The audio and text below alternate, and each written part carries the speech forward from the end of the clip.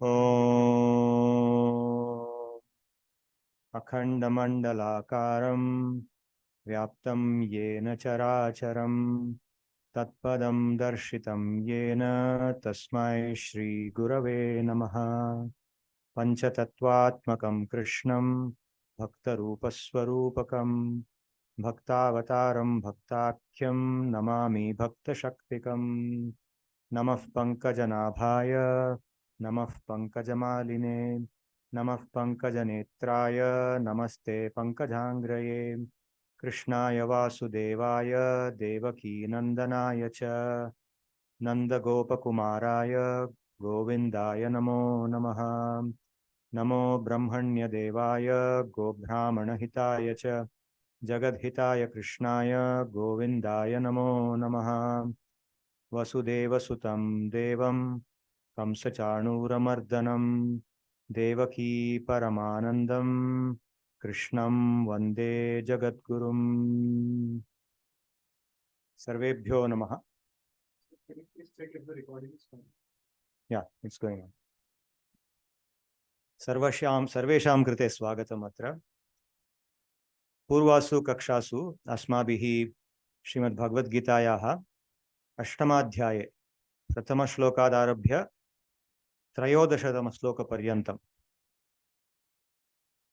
Bahavaha Shlokaha Patitaha Avagatascha Adyatanayam Kakshayam Vayam Chaturdashatamam Shlokam Patamaha Avagantum Prayatnam Kurmascha.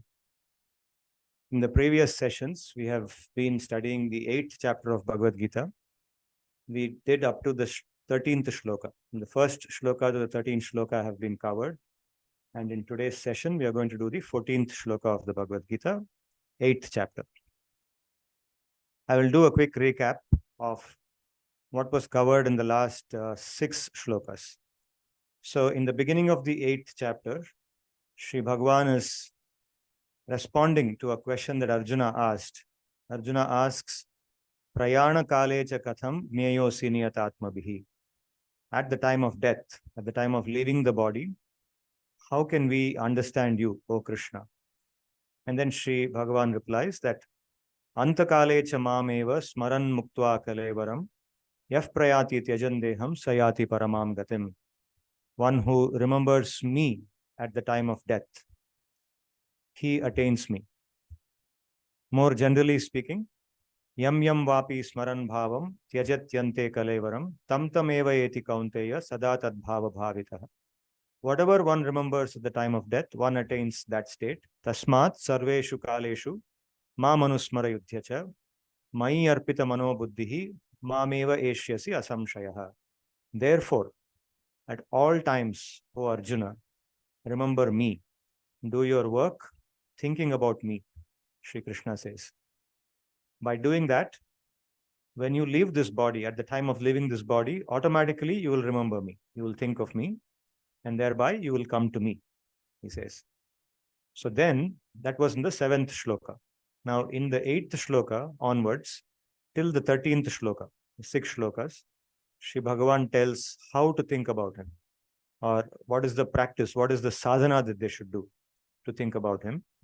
So here in the 8th chapter, in these 6 shlokas, he is speaking about a particular type of sadhana bhakti called as Yoga Mishra Bhakti. Yoga Mishra Bhakti is that approach in which the methodology or the method of Ashtanga Yoga is adopted by the Bhakta. For those who are attracted to that process, or those who develop a Shraddha in that process.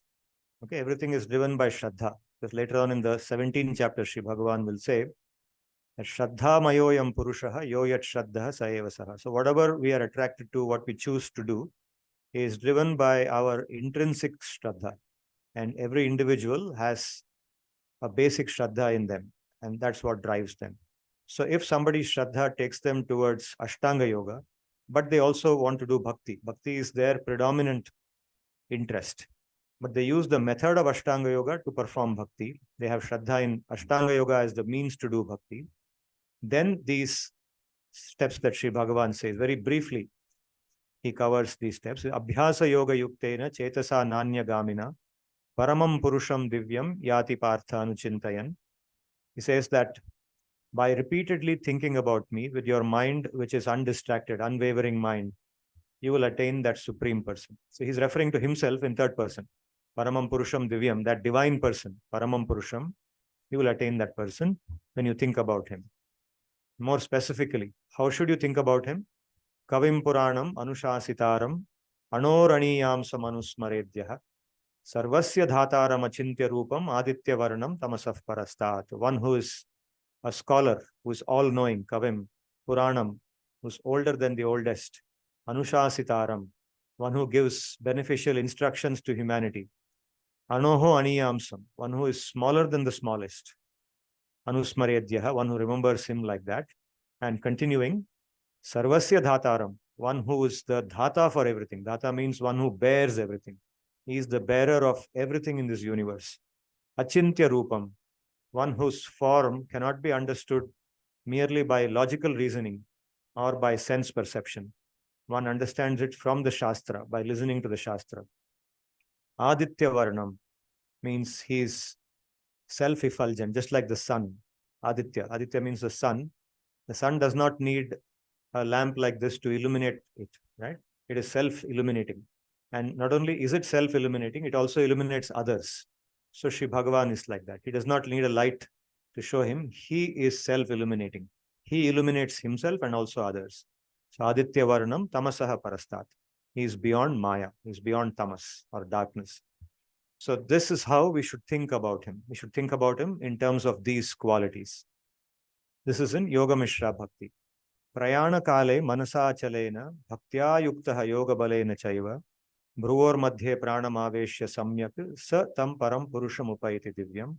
At the time of leaving the body, with a fixed mind, which is completely endowed with bhakti, and with the strength that he has developed through the practice of Ashtanga Yoga,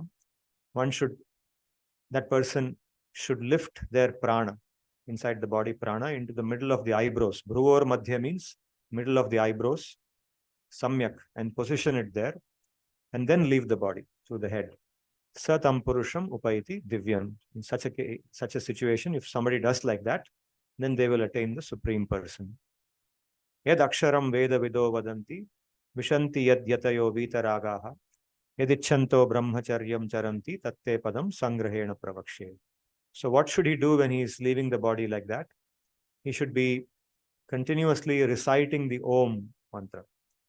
Like we said last time, Om should be non-stop recited.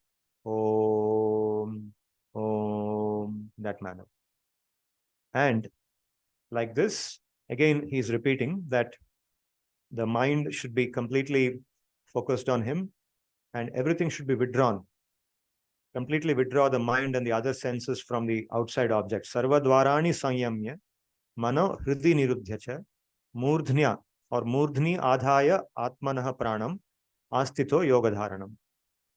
So the prana is brought to the middle of the eyebrows and then to the murdhni, to the head, top of the head. And Om ityeka aksharam brahma vyaharan ma manusmaran, chanting that Om repeatedly. Yaf prayati tyajan deham, one who leaves the body in that manner will attain paramam gatim, the supreme gati. Okay, so in these 6 shlokas, Sri Bhagavan has explained how Ashtanga Yoga is used by a bhakta who is attracted to that process of Ashtanga Yoga to attain him. Okay, this is a form of Pradhani Bhuta Bhakti. I will again come to what that Pradhani Bhuta Bhakti means in a short while. Now, after saying this, in the 14th shloka, Sri Bhagavan says, Ananya chetaha satatam yomam smarati nityashaha tasyaham sulabha partha nityayuktasya yoginaha. So this shloka, actually, 14th shloka, is a contrast. Okay, so now he has spoken about a process which not everybody can do. How many people can do Ashtanga Yoga, especially in this age, in Kali Yuga, right? So all that process is involving so much complexity. It's a complex process. So now he's saying there's an alternative. Ananya chetaha, one whose mind, Ananya means na anya, there's nothing else. One whose mind has nothing else other than what? Other than him. Satatam, always. Yo mam, one who remembers me. Yo mam smarati. Smarati means remembers. Mam smarati, remembers me. Nityashaha means every day, daily, or regularly. Tasya aham sulabha partha. For such a person, O Partha, Partha means Arjuna, aham sulabha means I am very easy to attain. For such a person, I am very easy to attain. Why? Because he is nitya yukta. He is always connected with me, or he is the one with whom I am always connected. Nitya yukta means I am always connected to that person. Yoginaha, of such a yogi. Okay, so essentially he is saying the person who is always connected to me, always thinking about me, and whose mind has nothing other than me. I am dominant in his mind. For such a person, I am very easy to attain. So he says this after explaining a process which is very complex, very rigorous, not easy for most people to do. Now he is contrasting that with the process of Ananya Bhakti. So we will read a little bit more about this in the commentary of Baladeva. I have both the commentaries. Again, today I will read Baladeva's commentary for this shloka because it includes Sri Vishwanatha's commentary also. We'll see how he explains this. So he says, Evam mokshamatra kangshinam yogamishram bhaktim upadishya swajnaninam swam eva akankshatam eka bhaktihi ityuktam shuddham bhaktim upadishati ananya iti. He says that having explained Yoga Mishra Bhakti, which is primarily desired by those who are wanting mukti, or primarily pursued by those who desire to attain mukti, mokshamatra kangshinam, those whose primary objective is to attain mukti from this world, they pursue Yoga Mishra Bhakti. Having described such Yoga Mishra Bhakti, he says now he is explaining Shuddha Bhakti, pure Bhakti, in which the person who is practicing that Bhakti does not desire mukti also. All he desires is Sri Bhagavan only. He wants him. He wants that Bhakti only. He only wants to relate with him. Swam eva akangshatam. He only wants Bhagavan and nothing else. Yo janaha, such a person, Ananya chetaha, na mattaha anyasmin, apart from me, anyasmin karma yogadike sadhane, swarga mokshadike sadhyeva, chetaha yasya saha. That is the meaning of Ananya chetaha. One whose mind does not go into the path of karma yoga or yoga mishra bhakti or jnana yoga, nor does it aspire for swarga, moksha, etc. Swarga is going to heaven. Okay, so why do we talk about that here? Because in today's generation, in our lifetime, we don't hear about people thinking of going to swarga, right, after death. Because we are only thinking of going to the US or Europe or making a lot of money and building a good house in this world, in this country. We don't think about swarga. But in the earlier generations, traditionally, our Shastra taught us that swarga is a very lofty goal to attain. Okay, a lot of the Veda teaches about swarga as a very aspirational goal. Like you talk about an aspirational company in your placement, right? That's what many of you are thinking about now. So it's just like that, an aspirational destination. So people would live a very careful life. They would perform dharma because at the end of life, they want to take birth in swarga in the next life. And their belief system was that if we go to swarga, then that is eternal happiness. Once somebody goes to swarga, there's no death after that. Once you become like a deva, there's no death, right? So this misconception is destroyed in the Bhagavad-Gita. Bhagavad-Gita attacks that understanding, which the rest of the Vedas says. The Gita is Vedanta, right? So the Gita rejects that thing. It says that that is foolishness to think that if you go to swarga, you will not die, you will not take birth again. That is eternal life for you. It is not. You will, no doubt, you will enjoy in swarga for a long time. But after that long time of enjoyment in swarga, you were again born on the earth. Okay, so in one of the previous sessions, we spoke about the Panchagni Vidya, where the Jivatma performs different types of yajnas and then it takes birth in swarga and subsequently enjoys there for a long time in a very divine body and again falls down to the earth, takes birth on earth again, and depending on his papa and punya, has to live a human life once again. So here, the Ananya Bhakta knows all this. and he doesn't aspire for Swarga or for Moksha also. Moksha means eternal liberation. That is far beyond Swarga. Okay, so that is a worthy goal. But even for that goal, the Ananya Bhakta does not aspire. Swarga Mokshadike Sadhyava Chetaha Yasya Sa Madeka Abhilashavan. Mad Eka Abhilashavan. This Abhilasha means desire. Mad Eka means only for me, only for Sri Bhagavan. Satatam means Sarvada, always. Desha Kaladi Vishuddhi Nairapekshena. Okay, so normally when we do some puja, we look at the time, the auspicious time. We find a place to do it. A good place should be found where the yaga should be done, puja should be done, right? So the consideration of time, place, etc. is there when we do dharma. But here in Ananya Bhakti, even that is not there. There's no consideration of a best time to do it, a best place to do it. Ananya Bhakti is sarvada, means it's always done. All the time the consciousness is with Krishna, right? So there is no consideration of desha, kaladi, vishuddhi. This is pure, this is impure. So somebody goes to a place which would normally be considered impure for doing dharma, doing bhakti or doing puja. But even there, Ananya Bhakti goes on. Ananya Bhakti is not obstructed by considerations of time, place, location, purity, etc. Because bhakti is so powerful, Swayam Prabhala, that it purifies. If something is impure, bhakti removes that impurity and makes that place pure. Okay. Nityashaha, pratyaham means every day. Pratyaham means every day. Mam, me. So how does he think about me? Different ways he thinks about me. So he's giving some examples. For example, Yashoda's Thanandayam. He thinks about me as the baby who's suckling the breast of Yashoda. Okay, so baby Krishna, he's Yashoda's child and he's being fed by Yashoda. Nrisimha Raghunathadi Rupena. So he sometimes thinks of Sri Bhagavan as Nrisimha. Sometimes Raghunatha, Rama.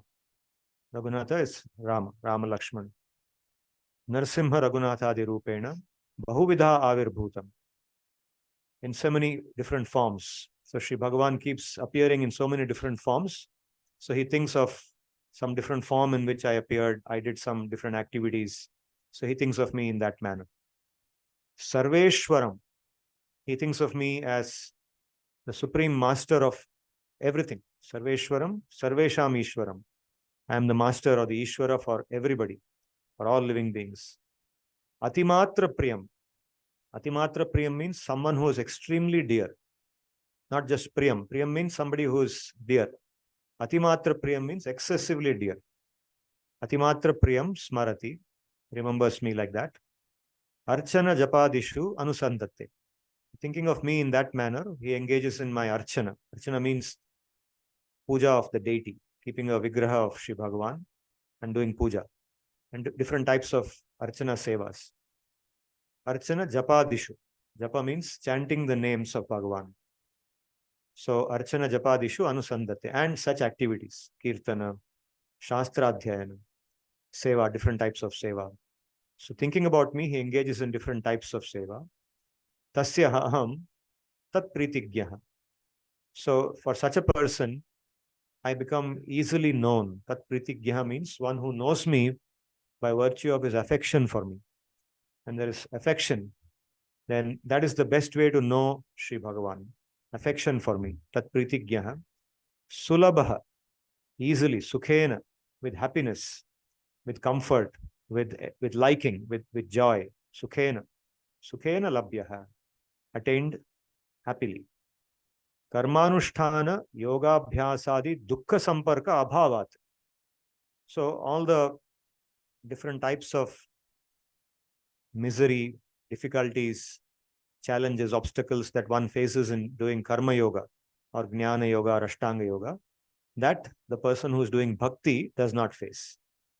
Because I am helping him. Why is it like that? So he explains here, tasya iti, sambandha samanya sashti, na loka vyayaha ityadina kartari tasyaha pratishedat. This sentence is describing a particular rule in Panini's Vyakaranam. So we will ignore this sentence. It's not applicable for understanding the meaning.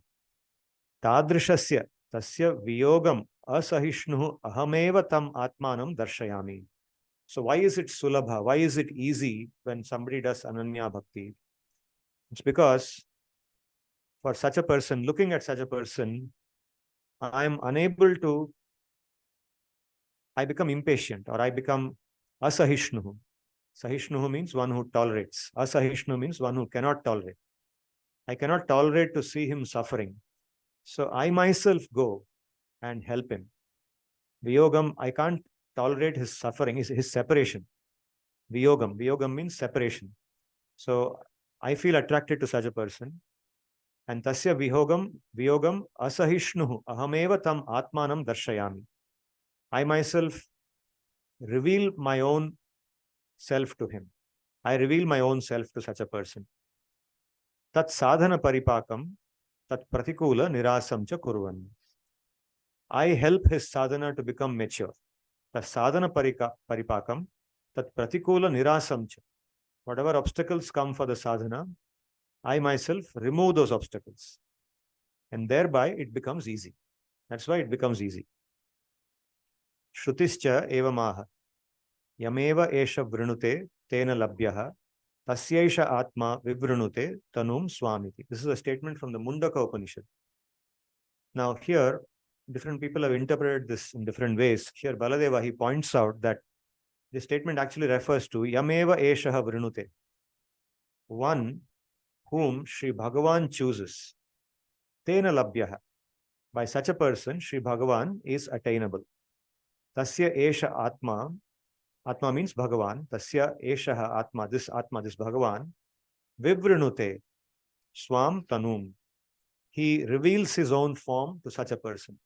Whom Sri Bhagavan chooses to such a person, he doesn't have to find Bhagavan. Bhagavan reveals himself to such a person. Okay, Mundaka Upanishad says this. Swayam cha vakshyati dadami buddhi yogam tam yena mam upayantite ityadina. This is in the 10th chapter of Bhagavad-gita. He's quoting one line from the 10th chapter. He says, Sri Bhagavan himself has said in the 10th chapter, Dadami buddhi yogam tam. I give the buddhi yoga. I give him the intelligence by which mam upayantite. He will be able to attain me, or he will be able to come to me. Kidrishasya ityaha nitya iti. To which kind of person? A person who is always engaged in my thinking or in my service. Sarvada madhyogam vanchataha. One who is always desirous of union with me, uniting with me. Asham Sayam Bhutavacchaiti Sutrate. Again, a Panini Sutra. There's a particular Panini Sutra called Asham Sayam Bhutavat. This sutra is by the grammarian.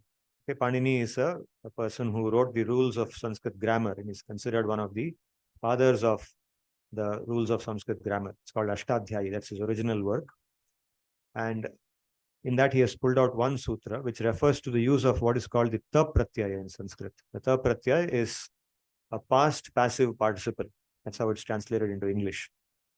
It refers to the formation of a word which indicates something in the past tense. So he's saying that particular ta pratyaya used in this shloka, in yuktaha, nitya yuktaha, is used to indicate that his desire will continue for the future and he will be in yoga with me. Bhagavan is saying that this person will be in yoga with me. Not only was he in the past, but he will be in yoga with me in the future also. He will continue in the future also. So this is a very, very fine point made by a scholar. Yoginaha maddasya sakhyadi sambandhavataha. So what does the yogi think about me, or in what way does he relate with me?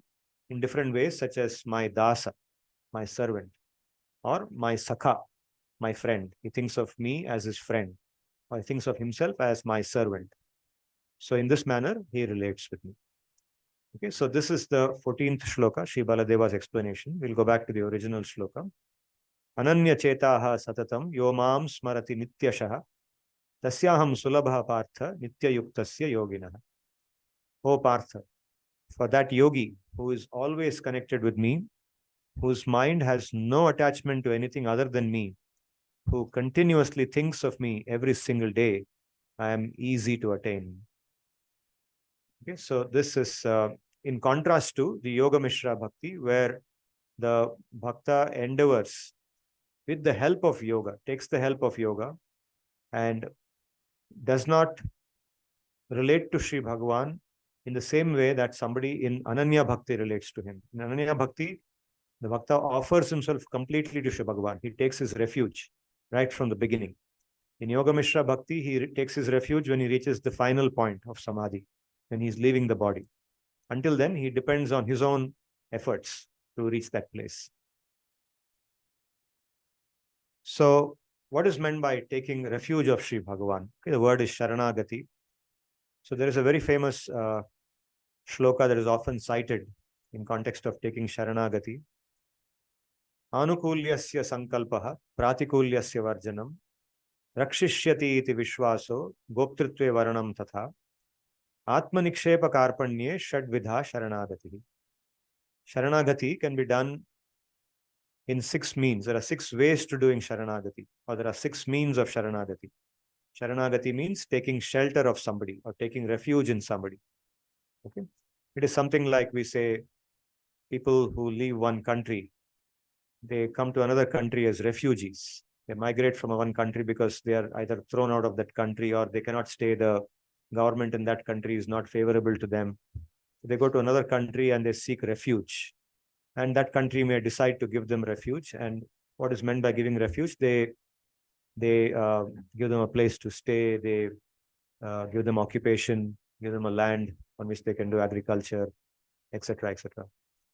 Essentially, enable them to live. Here also, Sharanagati means seeking out Sri Bhagavan and saying that I belong to you. Now, there are 6 ways of doing it, or 6 aspects of it. What are the 6? Anukulyasya sankalpaha. Anukulyasya sankalpa means when one is living, one makes a commitment that I will do only that which pleases Sri Bhagavan. I will live my life in a manner that is pleasing to him and makes him feel good. Along with that, pratikulyasya varjanam. Whatever is not pleasing to Bhagavan, whatever makes him feel bad, whatever he dislikes or disapproves, I will avoid that. I will reject that. So, anukulyasya sankalpaha, accept or make a commitment to doing that which is pleasing to him and reject that which is displeasing to him. So here, naturally, the question comes, what kind of things are pleasing to him? So we've already discussed that in a previous chapter, how Sri Bhagavan lists about 37 qualities in the 12th chapter of Bhagavad-gita, what he likes. Begins by saying, Adveshta sarva bhutanam maitraha karuna evacha nirmamo nirahankaraha samadukka shukakshami. So one who is not jealous of others, one who does not envy other people, one who does not bear any hatred towards others. Maitraha, one who has a friendly attitude towards other people. Karunaha, one who is kind to others. Samaham, Adveshta sarva bhutana, Maitraha karuna evacha. Nirmamaha, one who is not possessive of anything. Okay, because he knows that everything belongs to Bhagavan. So he's not possessive about everything, anything. Nirmamaha, nirahankaraha, one who has no ahankara. Okay, ahankara is jadavastu, it is material energy. Ahankara is one of the reasons why we experience this material world. So going towards Sri Bhagavan, anukulyasya sankalpa involves giving up ahankara, or you can say pratikulyasya varjanam. Ahankara is pratikula for bhakti. So pratikulyasya varjanam, avoiding that which Bhagavan dislikes. So in this manner, in the 12th chapter, these qualities are discussed, and they include a person who gives up all kinds of misconception, understands that he or she is nothing but a small jivatma, who is a part and parcel of Sri Bhagavan. And Sri Bhagavan is everything. He is the doer of everything. He is the possessor of everything. He is the maintainer of everything. He is the doer of everything. I'm not the doer. Everything comes from him. Everything goes into him. Everything is done by him. I'm only acting by his will. His will dictates what I should do. Okay, that is anukulyasya sankalpaha pratikulyasya varjanam. And going forward, one may think, well, if I do like that, then how will I exist? People will just run over me, right? How will I live in this world? It says rakshishyati iti vishwaso. So that's a person has a firm conviction rakshishyati, he will protect me. Okay, conviction that Sri Bhagavan will always protect me if I take his refuge, if I accept him. And adding to that, Goptritve Varanam Tata. Goptritve Varanam. Gopta means a person like a guardian. Okay, we say guardian. When you go to, for example, I don't know if you people experience, when you went for your undergraduation, you went to some campus away from home, then they would have appointed some local guardian for you. Did you have that when you studied? Some of you might have had. Local guardian, right? Guardian means what? That person is away from your parents. Normally, I mean, until this point of time, your parents took care of you when you were in school. But now you're gone to college and there's nobody nearby. So there's some faculty member or some senior student who is appointed as a local guardian. That person will ensure that you're on the right track. And if you have any insecurity, if you feel afraid of anything, or if you don't know, if you have ambiguity about something, that person will guide you, will protect you. So Gopta is such a person, like a guardian. So Goptritve Varanam means one chooses Sri Bhagavan as one's protector, not anybody else. Okay, not some powerful dada in the colony, or not some political leader, or not some senior. So normally that's what we do in society when we live anywhere. Most of us do that, right? We look for somebody who is powerful around us. We attach ourselves to that powerful person. We try to be happy or we try to please that person. So this is the normal behavior. But instead of that, it says Goptritve Varanam means you choose Bhagavan as that protector from inside. So he is the one who will protect me, nobody else. Okay, so we saw in the Shastra also, we see examples, some extreme examples, like for example, Draupadi. Okay, Draupadi was put in a position where she had to choose him only. And immediately he responded. Okay, he responds in that particular narrative. Of course, none of us, fortunately, are put in that kind of extreme situation. Another example of an extreme situation is that of Gajendra, in the story of Gajendra Moksha, where Gajendra, the elephant, okay, he's actually a king, he's cursed to be an elephant. So he is attacked by a crocodile and he fights with the crocodile first, does his best. But the crocodile is unrelenting. It's a very powerful crocodile and he cannot give up. So ultimately, he realizes that he's going to now be finished. The crocodile is not becoming weaker, but he is becoming weaker. So at that point of time, he just gives up. And just like Draupadi calls out to Krishna, Draupadi says, Krishna, please protect me. There's nobody else now. Even my husbands are not protecting me. Just protect me. And immediately Krishna responds to her.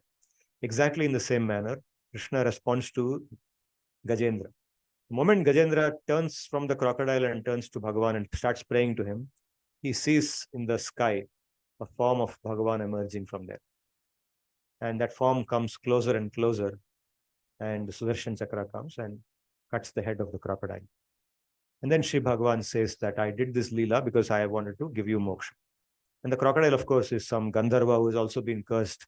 So both two people who have been cursed are now coming together as the elephant and the crocodile. And this wonderful Leela is performed. So Goptritve Varanam means to take shelter of Sri Bhagavan as one's guardian. Think of him as one's guardian, not anybody else. Atmanikshepaha, Atmanikshepa Karpanya, two things. Atmanikshepaha means recognizing Sri Bhagavan as the only doer. Everything is done by him. He is the Karta. This philosophy, this part of Vedanta philosophy that we don't do anything. Jivatma only desires. And the fulfillment of the desire happens by the Shaktis of Bhagavan. The different pranas in the body. Okay, in the 18th chapter, there's a shloka, Adhishthanam tata karta, karanam cha prithak vidam, vividhascha prithak cheshtaha, vividhasta prithak cheshta, daivam chaivatra panchamam. So 5 factors which are the actual doers of action, not the jivatma. None of us actually are doing anything. These 5 factors are the ones that are actually doing something. Okay, so what are the 5 factors? Adhishthanam, the body in which we live, Adhishthanam, tata karta, that is the ahankara of the jivatma. The ahankara, for example, I falsely think that I am Ajit Kumar, Professor Ajit Kumar. This identity, Zupadhi, okay, that is now sticking to me. I am holding on to it. It's not sticking to me, I am holding on to it. And that ahankara, that plays a role in this doership. So Adhishthanam tata karta, karanam cha prithak vidam, the different instruments of action, that is the karmendriyas that I have. Okay, they are used, the senses and the karmendriyas. Vividhasta prachakteshtaha, the different pranas in the body. So all of these are material. You see, the ahankara, the body, the senses, the pranas. And finally, the fifth factor, the most important one, is Bhagavan. Daivam Chaivatra Panchamam.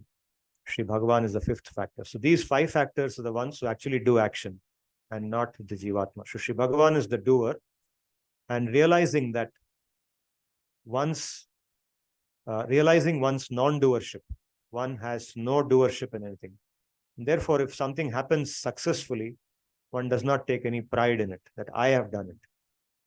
Because of me, it happened. Because of me, that person was successful. I made him what he is today. Right? So that ego should be completely given up, regardless of what one's role was. One has to do one's duties, but without this ego that I am the one who is doing it. That is called Atma Nikshepa, recognizing that Shri Bhagavan is the one who is doing everything. And finally, Karpanyam. Karpanyam is acknowledgement of Shri Bhagavan as one's master and one's menial status and insignificance in front of Shri Bhagavan.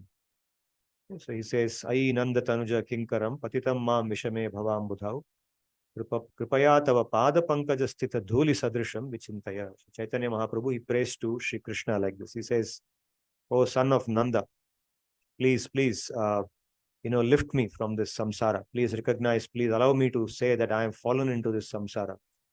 And I am just a small particle of dust. Please recognize me as a particle of dust at your lotus-like feet. So this is the meaning of Karpanya, when one acknowledges one's position of complete insignificance in front of Shri Bhagavan. So this 6 ways to Sharanagati. Sharanagati, or taking refuge, means developing a mentality which has these 6 aspects. Anukulyasya sankalpaha, pratikulyasya varjanam, rakshishyati iti vishvaso, goptritve varanam tatha, atmanikshepa karpanye, shadvidha sharanagati. So by doing Sharanagati in this manner, one practices Ananya Bhakti. Ananya Bhakti, one says that it's very simple. The mentality is actually very simple. It just acknowledges the presence of Bhagavan in all that we do. In everything there is Bhagavan, and I recognize that everything is done by him, and I will live my life in a manner that is very pleasing to him. If this mentality is developed, it becomes Ananya Bhakti. And one then hankers to develop that consciousness further and further, expand that consciousness and develop it further and further. Okay, so this is the essence of the 14th shloka of the 8th chapter of Bhagavad-gita. And with this, I will stop for today. And I will now tell you very, very quickly about how Ananya Bhakti fits in with the other 2 categories of Bhakti that Sri Vishwanatha distinguishes. So in Sri Vishwanatha Chakravarti's ontology, he classifies Bhakti into 3 broad categories: Guni Bhuta Bhakti, Pradhani Bhuta Bhakti, and Kevala Bhakti or Ananya Bhakti. Kevala Bhakti is another name for Ananya Bhakti, which we have been talking about today. So what is the essential, or what are the essential differences between these 3 forms of Bhakti? I have said this earlier, and for the benefit of those who have come new, and also for those who have heard this earlier, let's hear it again. Okay, so Guni Bhuta Bhakti. Guni Bhuta means where in the dharma we do, all of them are different forms of dharma, and all of them are connected to Sri Bhagavan, to Krishna. And all of them are praiseworthy, or all of them are respect-worthy. Okay, nothing is condemned. But between multiple praiseworthy things, between multiple good things, there is better and best, right?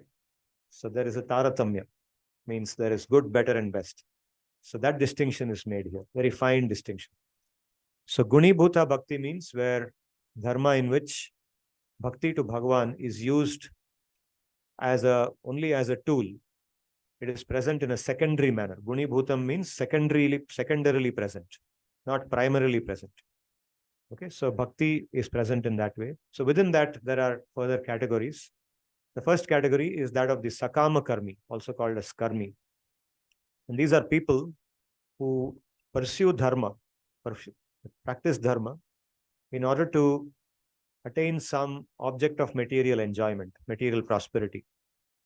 So they want to, for example, Attaining Swarga is one dominant goal, but even before attaining Swarga, somebody may want things like, I want to find a beautiful spouse. I want to have a lot of wealth. I want to have kingdom. When I become, in the next 10 years, I want to get more land. I want to become a king. So these kind of desires is called kamya karma. Or even simple things like, for example, I want to have a child. I want to have a son. Okay, in our tradition or in the Veda, the desire to have a son who will continue the dynasty. Okay, that desire. So Dasharatha, for example, does putra kameshti yada. So that is a form of kamya karma. Kamya karma means dharma done with the desire for something material. So this is called sakama karma. And in this, bhakti is present in a secondary manner. Bhakti to Bhagavan is not the primary thing here. It is the kama which drives that person. But then, after that, beyond that, within this guni bhuta bhakti, there are three other things, and they are nishkama, where one does not desire something material. One wants to become free from this material world. But again, there, bhakti is used only in a secondary manner. There, Bhagavan is not the predominant goal for them. For example, the karma yogi, the basic karma yogi. In karma yoga, one wants to become purified. One wants to detach oneself from this material world by doing one's karma, one's duties, with detachment, with nirakanksha. Okay, so one becomes detached from the fruits of one's activities, so that one becomes eligible for jnana. And one has developed sufficient maturity in karma yoga, one is ready to practice jnana yoga. Jnana yoga, jnanena yoga, jnana yoga, or jnanat yoga, or jnanena yoga is even better. Through jnana. What is that jnana? Jnana is the knowledge or the realization that I am different from this body. I am spiritual. I am not material. I am beyond the jada vastu. I am Atma. And I have happiness inside me. My real happiness is inside me. It is not in this body. It is not in the objects of the senses. Okay, so through knowledge, through this knowledge, one tries to free oneself from this material world by practice of this system of contemplating on this knowledge again and again. Okay, there's a practice called neti neti. This is not me. Na iti. This is not me. This is not me. The Atma is not this jada vastu. So by pointing to jada vastu and saying it is not me, repeatedly practicing that, one develops the realization that one is different from this body, different from this matter. So jnana yoga. Ashtanga yoga, like we discussed now, but without bhakti as the predominant goal, when one tries to elevate oneself with one's own hard work. Okay, it is like going to the gym and building one's muscles. One does not have to pray to Bhagavan to go to the gym and do bhakti to build one's body, right? It's just like that. Ashtanga yoga is like a much more rigorous form of going to the gym and building your body, where one controls one's breath. One develops a very high level of sattva guna, strength, and then uses that to meditate upon that supreme Brahman. Okay, there is no bhakti. Bhakti is not the predominant thing. Only at the final stage of samadhi, when one has to leave one's body and get mukti, one calls out to Bhagavan to help them to release themselves from this material world. Okay, there one gets mukti. If one does that, one gets mukti. Without the connection with Bhagavan, it's not possible to get mukti. That we saw in the 7th chapter, right? Okay, now we come to the second category called Pradhani Bhuta Bhakti. Pradhani Bhuta Bhakti, one may do similar things as in Guni Bhuta Bhakti, but there, Bhakti is predominant. There, one is hankering for a relationship with Bhagavan. Bhakti, in its very basic form, means relationship with Bhagavan, where one wants to think about Bhagavan as one's master. I am a das of Bhagavan, or Bhagavan is my friend, or I am his parent, like Yashoda, Nanda, Devaki, Vasudeva. So this kind of a bond with Bhagavan develops when one practices Pradhani Bhuta Bhakti. But one's motivation for Pradhani Bhuta Bhakti also comes sometimes from other things. Like one wants mukti. One is seeking mukti and thereby practices Ashtanga Yoga. One is seeking mukti and thereby one is practicing jnana. So such people are called Jnana Mishra Bhaktas or Yoga Mishra Bhaktas, where the goal of jnana is mixed into bhakti. It is not Ananya Bhakti. Okay, so where there is a desire for something else other than bhakti also mixed in bhakti, it is called Pradhani Bhuta Bhakti. Bhakti is predominant, but something is mixed into it. Something other than bhakti is mixed into it. And eventually, Kevala Bhakti or Ananya Bhakti is also called Uttama Bhakti and Akinchana Bhakti. There, the Bhakta does not desire even mukti. He says that, for example, this shloka by Mahaprabhu, he says, Na dhanam na janam na sundarim kavitam va jagadisha kamaye mama janmani janmani ishware bhavatat bhaktir haitukitvai. He says that I don't want wealth, na dhanam, na janam, I don't want followers, na janam, na janam, na sundarim, I don't want a beautiful wife, na kavitam. Kavita means scholarship or being recognized as a scholar. I don't want that also. Na dhanam, na dhanam, na sundarim, kavitam va jagadisha kamaye. Mama janmani janmani ishware bhavatat bhakti rahitu kitu. May there be birth after birth. Let there be bhakti for me, bhakti unto you. Let that bhakti be in me, birth after birth after birth. Okay, let me be born again and again, I don't mind. But let me always be connected to you in that bhakti. That is called Ananya Bhakti or Uttama Bhakti. So this form of thinking is present in Kevala Bhakti, and there is what is called as perfection of Ekata and Anukulata. Ekata means that oneness with Bhagavan, in which one experiences Atripti, Sukhanubhuti, Akanksha. We talked about this earlier. And Anukulata is that intense desire within oneself to always act oneself, conduct oneself, make one's existence in a manner that is very pleasing to Bhagavan. Okay, and this form of bhakti is practiced by those who want to attain that Vraj Bhav. Vraj Bhav is the bhav that people in Vrindavan, the bhaktas of Vrindavan have. Not the present day Vrindavan. I mean Vrindavan in the sense, the Vrindavan described in the Bhagavatam. Okay, so that is the mood of Vrindavan.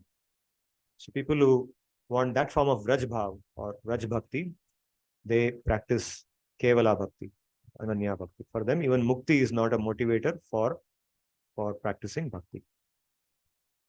So this is how Kevala Bhakti is mentioned. And in the Bhagavad-Gita, in a very indirect manner, like for example, now in the 8th chapter in the 14th shloka, Sri Bhagavan indirectly hints that Ananya Bhakti is what you should do. And in this manner, again in the 9th chapter, he will say, Ananyas chintayanto mam, ye janah paryupasate, tesham nityabhiyuktanam yogakshemam vahamyaham.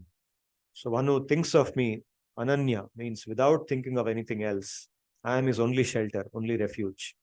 Then, Ananyas chintayanto mam, ye janah paryupasate, tesham nityabhiyuktanam yogakshemam vahamyaham. For such a person who is always connected to me in that manner, I will do yoga kshema. I will carry their yoga kshema. Yoga kshema means what that person does not have, I will provide. That is required for performing that bhakti. And what that person already has, I will protect. I will allow them to retain that. Okay, so he takes charge of that bhakta. So in this manner, the Bhagavad Gita repeatedly comes to the topic of Ananya Bhakti. Although that is not predominantly shown in the Bhagavad Gita. The predominant message of Gita is bhakti towards mukti. That is pradhani bhuta bhakti. Bhakti and Bhagavan advocates aspiring for mukti, coming to him, aspiring for mukti, coming to his abode, not being born again, coming out of the samsara. Those themes are the dominant themes of Bhagavad Gita. And that is done by performing bhakti. Bhakti yoga is the dominant theme of Bhagavad Gita, but what is most highlighted in the Bhagavad Gita is pradhani bhuta bhakti. Ananya Bhakti comes in between. It's inserted, you can say, between the cracks in the Bhagavad Gita. Here and there, Ananya Bhakti is spoken about. Any questions, any comments from you? 6 methods for Sharanagati. Is that showing determinism that everything is already determined when we are fixed? The 6 means of Sharanagati, the way I described, giving everything, giving oneself to Bhagavan completely. Saying that I am not the doer, God is the doer. What doer is? If we say that I am not the doer, Sri Bhagavan is the doer, then what is my role? Should I just stand like this still and whatever happens, let it happen? I'll think that Bhagavan is doing it. Yeah. would that be an excuse for my bad behavior? Would that be an excuse for laziness, alasyam, or bad behavior? Lack of accountability. Can I just say that whatever happened, happened because of Bhagavan, not because of me? Okay. So this is a common question. We have asked this earlier also, right? So this is actually a very basic question, very relevant question also. We should be clearly understood. So how this works is that the Jivatma actually desires for whatever, okay? And in accordance with that desire, Sri Bhagavan responds. Action happens in response to the Jivatma's desire. And that is where the Kartapan comes, the doership of the Jivatma. So why does the Jivatma get Papa and Punya if you say Jivatma is not the doer at all? That question also can be asked in connection with this. तो उसको पुण्य और पाप क्यों देते हैं? क्योंकि वो करता ही नहीं है. He is not the doer at all, right? So it's because the Jivatma, so when we say he is not the doer, what is meant is that the actual execution of action is not done by the Jivatma. The Jivatma just stays there. He doesn't have any power to execute anything. The material energy that moves, for example, this mouse is moved from here to here, okay? Now, this is a movement of the material energy. There's some, in terms of in the language of science also, you can say some potential energy was converted to kinetic energy and again transferred into some new potential energy in some other place. So whatever way, there is some interaction of material elements in that action. Now, what is meant by the Jivatma is not the doer, is just that these material processes are not enacted by the Jivatma. Jivatma is responsible for desiring that action. That desire underlying the action is from the Jivatma. Okay, so that is where that Kartapan comes. And the desire comes in accordance with the Ahankara of the Jivatma. There is something called the Ahankara, the identity that the person has. For example, in this case, I said, I am so and so. Okay, so each of us has an identity.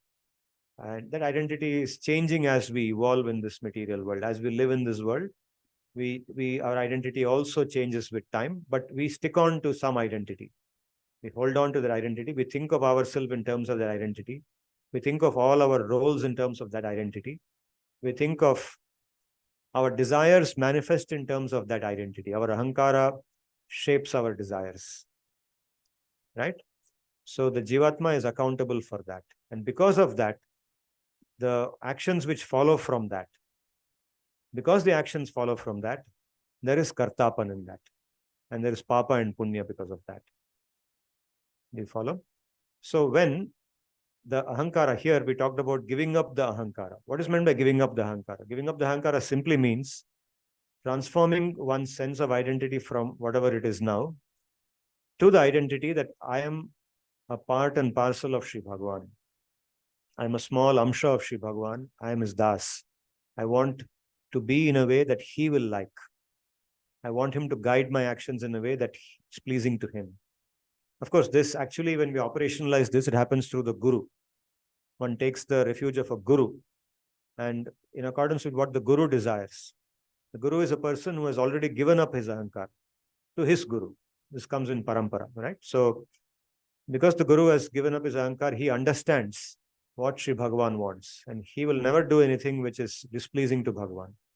So the process becomes easy when we, instead of just using our imagination, we take shelter of the Guru and try to understand from the Guru, what should I do? What kind of activities should I engage in? What kind of goals should I have in life? What kind of things are pleasing to Bhagavan?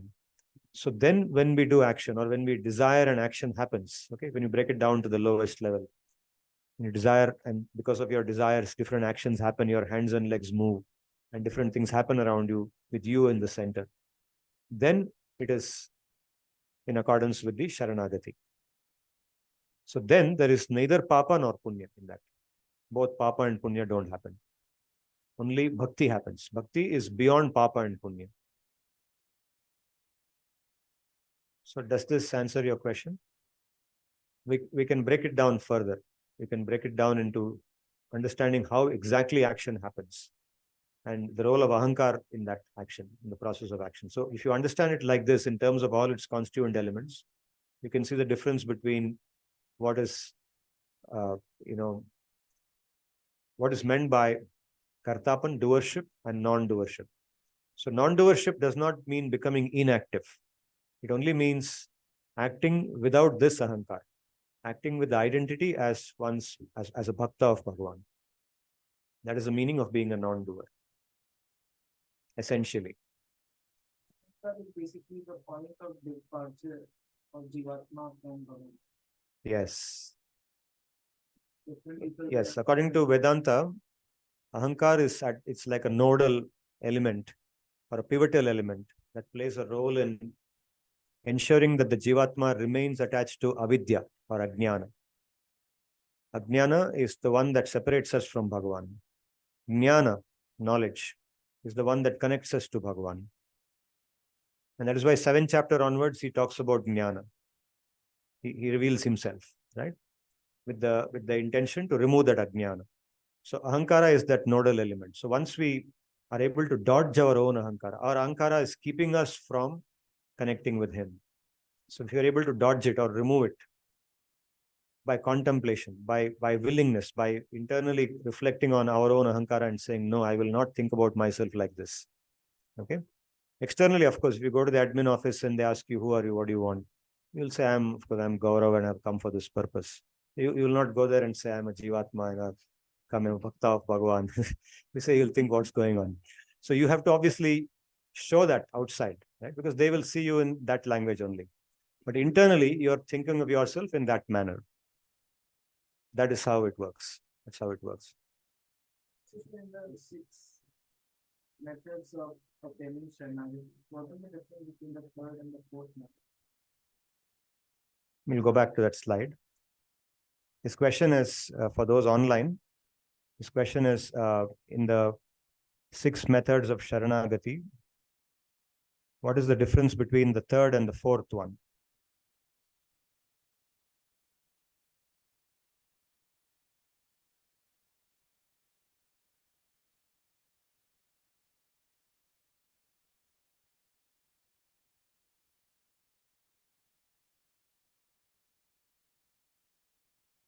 Rakshishyati iti vishwasaha goptritve varanam tata. Rakshishyati iti vishwasaha is a very specific conviction that he will always protect me if I am under his refuge. So even if some troublesome situation comes, as you think about him, contemplate on him and ask for his help, you turn to him and ask him with insight, from inside. Or when you're alone in the room with his deity in front of you, you ask him, please help me, please help me. That specific thing, he will give you the means by which you can face that situation. So like I've said before, taking his refuge does not mean that difficult situations will not come in life. Difficult situations will come in life as long as we are in this body. Different types of challenging situations will keep coming. But when we take his refuge, he gives us the intelligence from inside about how to cope with it. And asking for that is this Rakshishyati Vishwasa, right? Having the conviction that he will protect me through that guidance or by creating the environment in which I can cope with it. Okay. Goptritvam is a larger thing in which you can say that Rakshanam is one small thing. Goptritvam is a larger guidance about life as such. He is my guardian. I belong to him. Gopta. Gopta means a guardian, like a parent. So I am his, मैं उनका हूँ, that kind of feeling. So there Rakshanam becomes a one subset of that. Just like a child. In a child's mind, okay, all of us have been a child, so we know what this means. So when we are a child, our mentality is just that, my father or my mother, they are everything for me, right? It's only when we grow that we think of other ways to look for protection. But when we are a child, there's nothing other than our mother or our father or some elder in the house. That Gopta, that feeling of he is the only person, he's my protector. I belong to him. That feeling.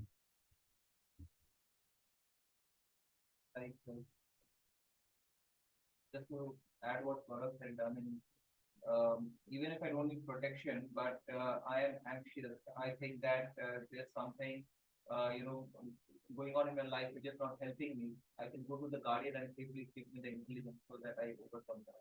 Yes. I don't need protection as such. Everything is fine with me, but I'm anxious about certain things. Yes. Gives me that calmness and stability within us. Yes, very much. Like we can share our thoughts. We can share our thoughts. We can share our thoughts. Krishna. Yeah, yeah.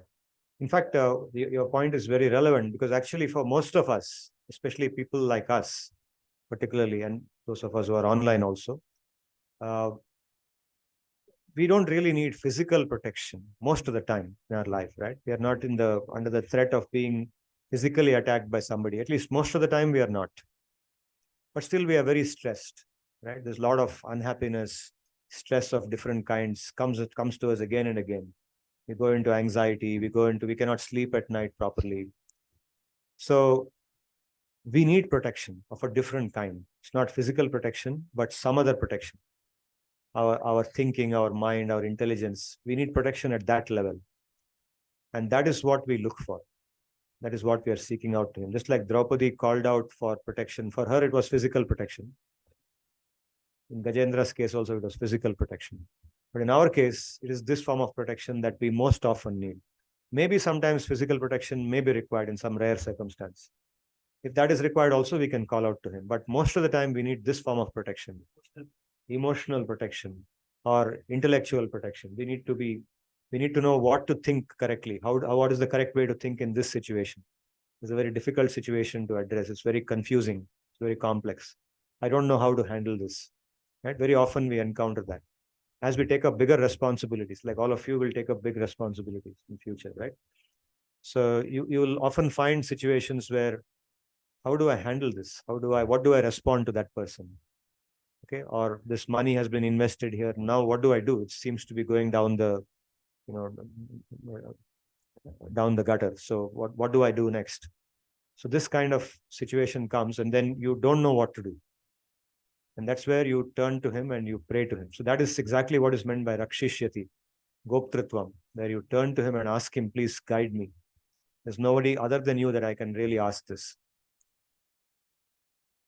And when you start experiencing that response from inside, then the bhakti becomes even more firm. You realize that he's also reciprocating with you. He teaches you how to think about it, how to think about the situation. Very often, you see, it's not about solving the problem and making a lot of money, but it's about, very often the response is about letting things go, accepting things as they are, like seeing the world in, seeing the reality more correctly, seeing the reality more truly as it is, rather than thinking that it should be the way I think it should be.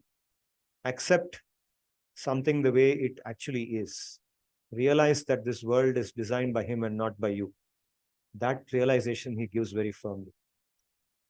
And that suddenly is like a light switch which comes on from inside.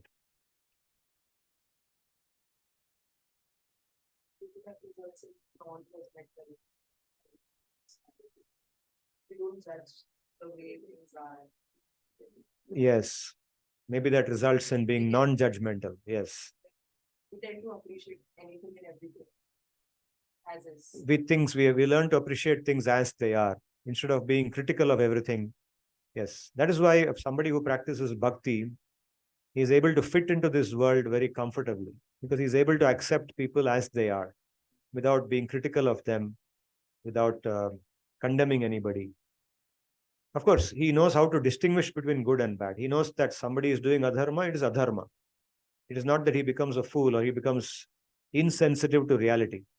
He becomes more sensitive. He knows adharma is adharma, but he accepts that adharma will exist in this world. And there may be very little that he can do to change it. It doesn't unnecessarily strive to change it. Yes. So he will do. Absolutely. So he will not become very disturbed or lose his sense of stability over something that he cannot control. He will realize that this is adharma, this is something that is very wrong that's happening. And if it is within his control or to the extent that is in his control, he will try to change it or he'll try to prevent it. But if it is beyond his control, then he will learn to accept it. He will learn to say that as long as, this is what I am, then I have to accept, and there is a will of something higher than me. Sri Bhagavan is much higher than me, and it's under his purview that this is happening. He is in control. So this intelligence also develops in bhakti. So this should not be misunderstood to think the bhakta is insensitive to this world. It's not insensitive or it's not keep quiet. So some of the best examples of bhakti in the practical world are the Pandavas, how they lived their life, the different kinds of situations they were put in, and how they handled different types of problems. They understand things thoroughly, but Yes. accept them at the same time. Accept them at the same time. Yes. Absolutely. And although acceptance and appreciation is not the output of bhakti, or that's not the objective. but That's not the it objective. mediates the process to something bigger, that reality that we talked about. Yes. This acceptance helps to mediate this relationship from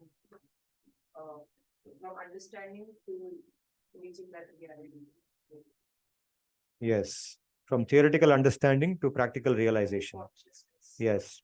This acceptance might be a mediator in this relationship. Very much it is. Yeah. Acceptance is a very important thing. Acceptance of reality and seeing Sri Bhagavan's presence in everything that happens. That's an important thing. Yes. Yes. Yes. So when you write the paper, you can take my inputs. Sure.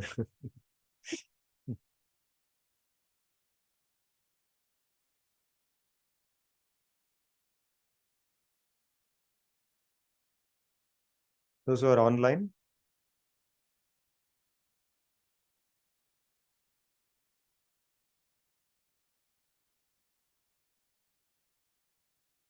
Non-doership point,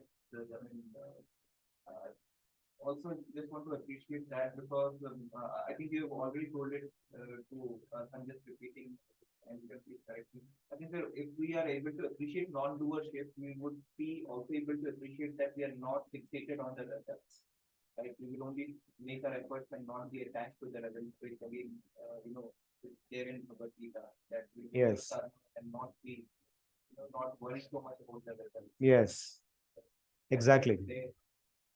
Yes.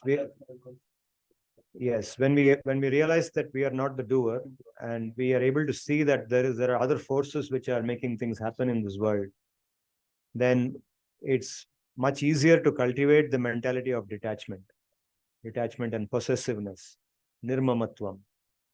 Right? So that mamatva, to get control over the mamatva, the realization that I am not the karta, it helps a lot. That understanding helps a lot. Yes. How one theory is leading to other theory. Absolutely. Not So doership is leading to not getting fixated with the results. yes, because everything is rooted in that avidya. Avidya is the basis for our current situation. And avidya's one of its pivotal elements is the ahankara that we have, that false identity, right? And bhakti is sarvopadhi vinirmuktam, which is something that frees us from all upadhis. Upadhis like I am so and so, I am so and so's husband, I am so and so's father, I am his protector, I am his guide, I am this, I am that. So this upadhis are called upadhis, identities. We develop these designations. And our sense of happiness and distress revolves around these upadhis. It's built on the foundation of these upadhis. So in bhakti, these upadhis are removed. So our only sense of happiness comes from that connection with Bhagavan, realizing that actually I am nothing but a small, insignificant part of Sri Bhagavan. So when happiness comes from only that source, then bhakti is in a proper steady state. That's when bhakti matures. Our source of happiness is only that identity as a insignificant part of Bhagavan, as a bhakta of Bhagavan, as the das of Bhagavan. When our source of happiness is only that and nothing else. Okay, not all the upadhis. Right now, what is our source of happiness? For example, I'm thinking I'm Professor Ajit Kumar. I'm a big guy because I'm a professor in a premium business school, XLRI. A lot of people are respecting me as a great man. I'm very knowledgeable. Right? I have all these false conceptions in my mind. That is giving me happiness. But naturally, because it's a false conception, that's false happiness. How long will this professor identity remain? Some more time, right? Maybe until I retire, or maybe a little more than that, if at all, right? Or maybe it'll get over even earlier. But will I cease to exist after that? The Jivatma never ceases to exist, right? So that's what Sri Bhagavan says, right? From the second chapter, he begins this. We keep moving from one body to another body, right? At some point of time, this body will die. Forget about professor, but body itself will die. The body itself won't exist, and I won't even remember that I was all this. I won't even have memory of this. So what value is that upadhi of being a professor? Nothing. Zero, right? It has no value at all. That's why nasato vidyate bhavo, na bhavo vidyate satah. This asat vastu, this upadhi that I just now mentioned, I described, is asad vastu. It is false. It has no existence. Nasato vidyate bhava. Asatah bhavaha na vidyate. Means whatever is asat, it has no existence. Na bhavo vidyate satah. What is sat has no non-existence. Whatever is sat vastu, Bhagavan, the Jivatma, they have no non-existence, means they always exist. They never become non-existent. Okay, so that is the reason why if we want to come out of Ajnan and come to Jnana, we have to give up all the false identities that we have. So when we do meditation or when we do Dhyan, we should actually first contemplate on these things. That is Jnana Yoga. It's part of Bhakti also, that you first identify yourself in the correct way. Remove the false identifications surrounding you. Only then Bhakti can be performed. That is more than Pratyahara. Pratyahara specifically refers to withdrawing the senses from their objects. But this is much deeper than Pratyahara. It is actually very fundamental thinking. From the second chapter of Bhagavad-gita, Sri Bhagavan begins this. The thinking that I am the Jivatma, free from all upadhi. There's no upadhi for me. Right? Have you understood what upadhi means? Designation of false attributes that we normally have in this world. And those attributes are the ones that drive all our passions, right? All our greed. Where does greed come from? Where does all the anxiety come from? It comes from this upadhi, that I am this and therefore I should achieve this. I should prove myself. I should prove that I am somebody in this world. I should show who I am, right?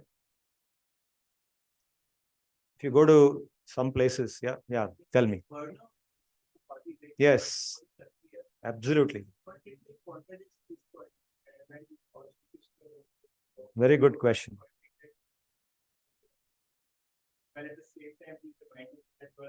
You should do your duty. Yeah. Excellent. Excellent point. Yeah. So his question is for those who are online. I just said about giving up all the upadhis. Then Brahmana, Kshatriya, Vaishya, Shudra also are upadhis. And in the Gita, Sri Bhagavan is telling Arjuna that you are a Kshatriya and you should do your duty of fighting. You should not leave and go. So isn't Bhagavan contradicting himself? Very good question, actually. Yeah, true. So we have to understand that when we practice bhakti in the world, we perform the actions according to the designation which we are given externally, but with the internal realization that I am not a Kshatriya. So the Kshatriya also should perform his duty as a Kshatriya because he is living in society, right? If he doesn't, as long as he is a part of society, he should work in a way that doesn't disturb the others in society, right?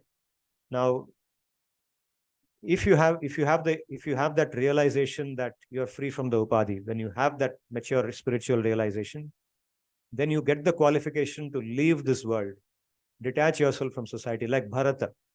We heard the story of Bharata Rajarshi. So he ruled the kingdom until a certain age, and he had developed enough spiritual maturity to realize that I am not a king, I am nothing. He could detach himself from all those upadhis and go to the forest and do bhakti. So Sri Bhagavan is telling Arjuna that if you are in that stage, then do it. But right now you are not. He's telling Arjuna that you are not in that stage. I'm giving you the theoretical knowledge that you should become free from the upadhi, but that freedom from upadhi comes when you do karma yoga. So he gives him karma yoga at that point of time. And later on, he gives him bhakti yoga because bhakti yoga is superior to karma yoga. When you do bhakti yoga, then even that identity of being a Kshatriya can be given up right in the beginning itself. One doesn't have to go through the process of karma yoga to give up that identity. Right? So one stays in society until again one develops that maturity by which one can free oneself off. And then one can detach oneself. So it's a very practical process. So giving up upadhi is something that we know theoretically right now. But to practically realize it is a requirement before we actually give up our work or do anything of that type. I don't know if it addresses your question. Yeah. So you can say that when the starts, Arjuna was very beginning stage, and that is why the Arjuna one started with Exactly. sharing karma. Exactly. That's why he says karmanyeva adhikaraste ma phaleshu kadachana in 2.47. So he begins and he introduces yoga after talking about the jivatma and so on. Then one of the first things he introduces is karma yoga. And in karma yoga, he says that, okay, but you are not like that. You are not ready for it. So therefore, you do karma yoga first. And by doing karma yoga, you will reach a stage when you can actually practice jnana yoga. And then you can think about me and come to me. Right? And later on, bhakti yoga is given as an alternative for karma yoga. It's an easier alternative. Like when he talks about all these in the middle 6 chapters, he switches the focus to bhakti yoga.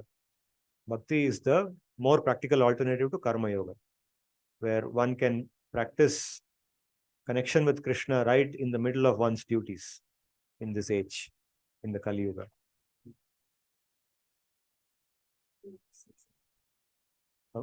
Last six. Little loudly, please. Last six are about Last 6 are Jnana Yoga, predominantly Jnana Yoga. But the 18th chapter, Sri Bhagavan concludes in Bhakti. He says, Sarva dharman parityajya ma mekam sharanam raja. Aham tuam sarva papebhyo mokshayishyami ma shuchah. So that is the ultimate conclusion of Bhagavad Gita. The highest message of Bhagavad Gita is to perform bhakti unto Sri Bhagavan and become his eternal associate. That is the overall conclusion of Bhagavad Gita. And how do we do that? We do that by including Sri Bhagavan in all our activities as we live in this world. We think about him, live our life in a way that is pleasing to him. Avoid everything that can be displeasing or disapproved by him. Okay, that is bhakti. That is how bhakti is lived in this world.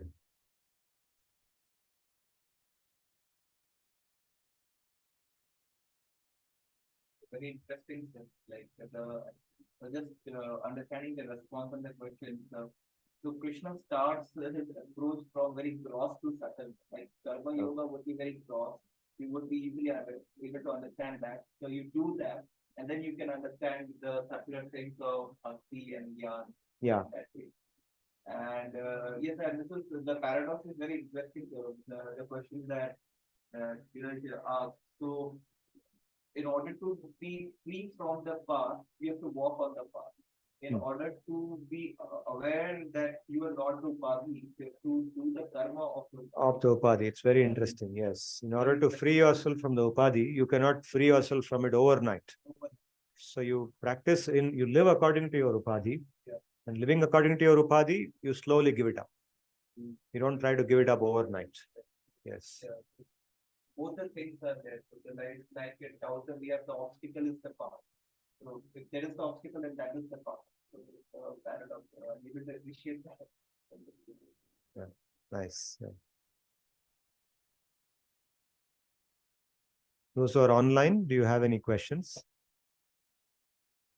Arnab is not here today. I also read a manuscript this thought that you just shared. So it was more about iterators. So there are 3 kind of people who like pursue the progress. So one is perfectionist. The lowest are the procrastinators who never start. Second are the perfectionists who start but stop at a very short distance. And the third ones are iterators. So iterators are the ones who walk on the obstacle. So they are not of that thought that they want to do everything perfectly and they are not scared of the obstacles. They just have this thought that if it works well, if it doesn't, I'll learn another way. So they just keep on treading the path. And those are the ones, there was a research about it, like those are the ones who tread the longest progress. So this actually, I think, has been taken from Bhartrhari. This is what you're saying. Bhartrhari has this famous book called Niti Shatakam. Yeah, Bhartrhari was a king in India long back. And he was also a scholar, great scholar. So he wrote 3 famous works. So one of them is called the Niti Shatakam, or 100 verses on Niti.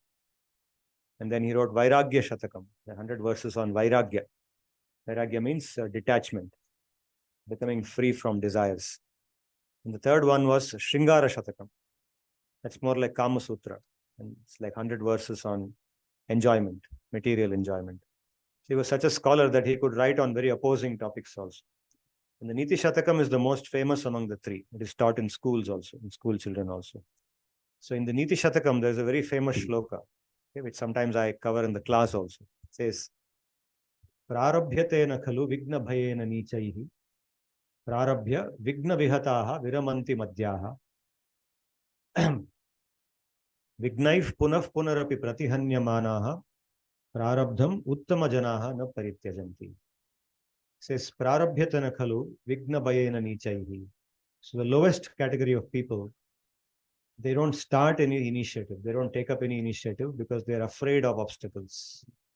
The first level. The moment you think of something, even if you talk about it, they say, no, it won't work. Mujhse nahi hoga wo. Immediately they'll say that. It's not possible. I know it's good you do it, but it's not possible for me to do it. That's the lowest category. Because vigna bhayena, because they're afraid of the very first obstacle, the thought comes in their mind, they'll say, no, it won't work. The second category, madhyaha. Prarabhya vigna vihataha viramanti madhyaha. Second category of people, they start the initiative because they get inspired.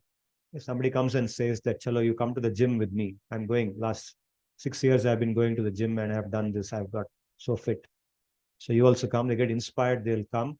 They'll come for a few weeks and then they'll find that slowly, this body, this is paining, that is paining, not working. They're not able to do this. They're not able to do so. They'll lose motivation. Prarabhya vigna vihataha. Obstacles come, they give up. The obstacles come, they give up. In the third category, vignaihi punaf punarapi pratihanyamana.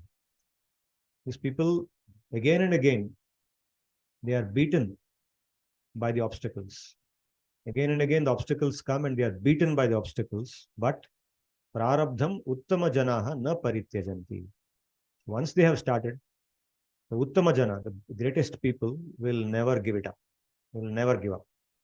Once they have decided that they want to achieve that goal, then they will never give it up. Regardless of how many obstacles come, regardless of how badly they are beaten by the obstacles, they will not give it up. Okay, this is Bhartrahari Shloka, the very famous Shloka. Prarabdham uttama janaha na parityajanti. So this Shloka is used in schools in India. I don't know if some of you have studied Sanskrit, you might have heard this Shloka. It's used to motivate children that you will face a lot of difficulties in life, but you should not give up. Okay? Yes, I would have covered this in ORM1. Yes. Yes.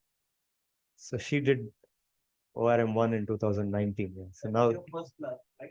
Yes, first term. First term, yeah. ORM's first post was impressive. Yes. So we have now 2 ORM1 students sitting here. Okay. They are doing my ORM1 now. If I have time, I'll cover this in the class also. Yeah. But sometimes I don't get time. In your batch, I think I found some time to also show this shloka. You have seen this also in one of my classes. My parents were telling me that I was in this category, so you have to take up global swimming Oh, your parents told you to improve the category. Global swimming, you're not waking up at 7 a.m. I think it applies to all of us. It's not only for 1 or 2 of us, but I think it applies to all of us, right? It's a very inspirational shloka. And it applies very much in the path of yoga also. Whichever path of yoga we take, whether it's karma yoga or ashtanga yoga or jnana yoga or bhakti yoga, obstacles will keep coming and we have to persist through that. We have to persevere through that. Isn't it?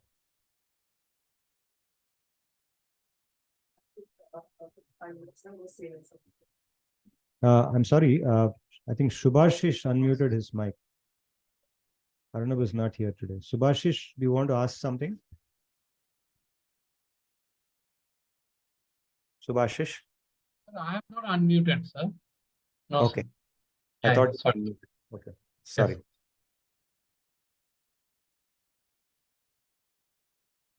Good. So shall we stop here for today? Thank you.